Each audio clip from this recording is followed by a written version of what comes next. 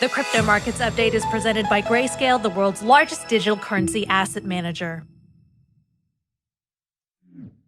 Checking in on Bitcoin, the CoinDesk Bitcoin price XPX index currently trading at $61,566. Bitcoin pulling back slightly by about 0.5%. The CoinDesk Ether price ETX index is at 45.10.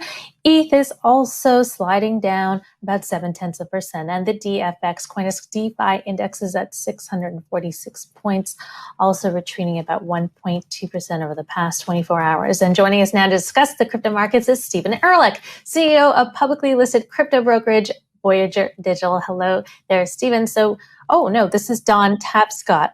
There we are. There is Stephen.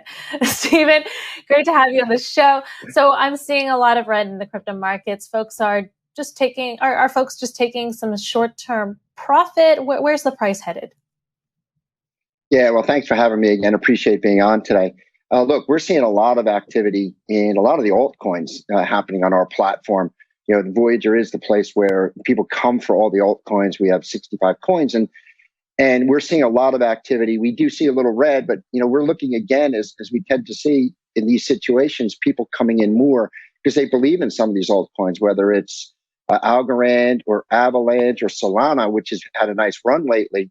People are coming in and buying some of these, what they see as dips here, because we do look at the alternatives to Ethereum as really popular these days for people to enter. Hi. So we've talked to you before about the Doge phenomenon, and now kind of, you know, the dog coins have gone to a new level since you've last been here. Now we've got, you know, Shiba Inu and, you know, it might seem absurd, but these are like serious market caps we're talking about. And I'm just curious what your thought is about these meme coins, because, you know, for example, something like Shiba Inu has, I think, defied expectations for just like how much it keeps going. Do you take these seriously at all? Well, I do, because I think, you know, trading these days, you know, people are interested in community building. You know, communities have an impact on price of coins these days. We see it in the traditional markets with what happened with GameStop and AMC and so forth. So, yeah, we take this seriously, and our customers are coming in and buying a lot of these, whether it's Shiba or even Doge again.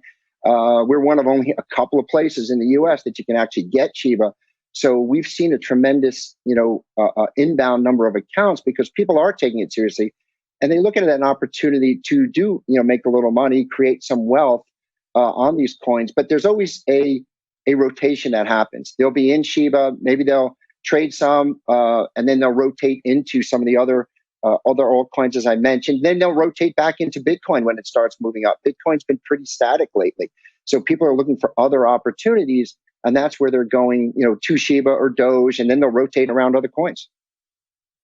So, you know, getting back to the majors, we look at Ethereum and we look at Ether, and we look at the options market. I know that's not necessarily the biggest market for you guys, but when you look at the options market of ETH against the spot market of ETH and compare that to the options market of Bitcoin compared to the spot market of Bitcoin, the options market of ETH is relatively small compared to its spot market when you look at Bitcoin, which is a much more mature derivatives market. What do you think will spur, or will anything spur the ETH derivatives market, the ETH options market particularly, so that it catches up relative to the size of spot volume when compared to, let's say, Bitcoin? Yeah, that's a really interesting concept there. And if you kind of replay where the option markets were in the traditional markets 20 years ago, there was very little option volume, and it started to take hold. And now the option volume in the traditional markets is quite substantial. I just think it's a matter of time. I think option markets being on platforms like ours take time to develop and put into. There's, you know, regulatory issues you have to worry about with that from a U.S. perspective, because we're strictly in the U.S. You know, as those products become more easily to obtain and to trade, you'll see that volume grow. But we're still a few years away from that happening. I know there's derivative platforms that have been sold lately, LedgerX, and they're working towards that. One of the reasons we did partner with Alameda was to get access to that market when it's ready to go and offer more derivative products. It's just going to take time. The traditional equity markets and option markets took time for the option volume to gain traction, and you'll see the same thing here. Hey, so Steve, what's going on with the Mavericks, with the Mavs? You have some sort of deal with them, I understand. So does this mean I get tickets? I think that's the big question. It's the number one question everyone asks is, can I go to a game?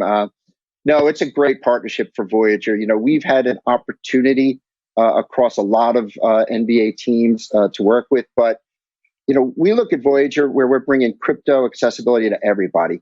And there's no other organization that is more innovative when it comes to crypto, DeFi, everything about crypto. And that's the Mavericks and Mark Cuban. I mean, he's always at the forefront of crypto. So when we had opportunity to work with the Mavs and drive a partnership to help bring, more accessibility to crypto in a state that, you talked earlier about New York, Texas is becoming more accessible and being innovative.